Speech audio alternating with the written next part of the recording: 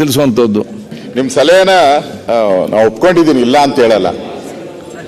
Governor speech ಅಂದ್ರೆ ಕೊನೆಯಲ್ಲಿ ಅಂದ್ರೆ ಅದರ ರಿಪ್ಲೈ ಬರುವಂತ ಸಂದರ್ಭದಲ್ಲಿ ಸರ್ಕಾರಕ್ಕೆ ಏನ್ ಬೇಕಾಗಿದೆ ಅದು ಉತ್ತರ ಕೊಟ್ಟು ಹೊರಟೋಗ್ತಾರೆ ಅವರು.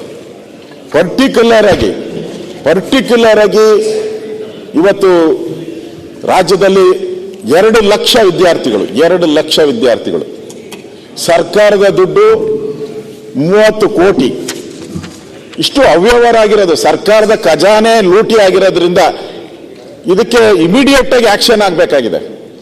ರಾಜ್ಯಪಾಲರು ಭಾಷಣ ಮಾಡಿದ್ರೆ ಅದು ಜನರಲ್ ಉತ್ತರ, ಎಲ್ಲ 100 ಸಬ್ಜೆಕ್ಟ್ ಮಾತಾಡಿರ್ತಾರೆ, 100 ವಿಚಾರಗಳ ಬಗ್ಗೆ ಉತ್ತರ ಬರುತ್ತೆ. ಆದ್ರೆ ಪರ್ಟಿಕ್ಯುಲರ್ ಆಗಿ ಇದ್ರ ಬಗ್ಗೆ ಉತ್ತರ ಬರಕ್ ಸಾಧ್ಯ ಆಗಲ್ಲ. ಅದಕ್ಕೋಸ್ಕರ ನಾನು ಯೋಚನೆ ಮಾಡಿ ಅದು ಇನ್ನೂ ಬಹಳಷ್ಟು ನಿಲುವಳಿ ಸೂಚನೆಗಳಿದ್ದು ಅದೆಲ್ಲವನ್ನ ಬಿಟ್ಟು ಇವತ್ತು ರಸ್ತೆ ತಡೆ ನಡೀತಾ ಇದೆ, ಮೊನ್ನೆ ನುಗ್ಗಿದ್ದಾರೆ KPSಗೆ, ಗಲಾಟೆಗಳು ನಡೀತಾ ಇದ್ದಾರೆ, ಸಾಹಿತಿಗಳು ಪತ್ರಗಳು ಬರೆದಿದ್ದಾರೆ.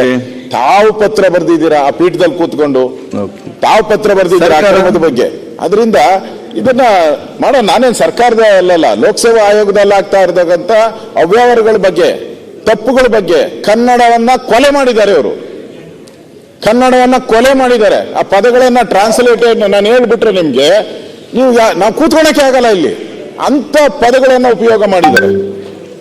ಅದನ್ನ ನಾವು ಹೇಳ್ಬೇಕಲ್ಲ, ಕನ್ನಡ ಆದ್ರೂ ಉಳಿಬೇಕಲ್ಲ.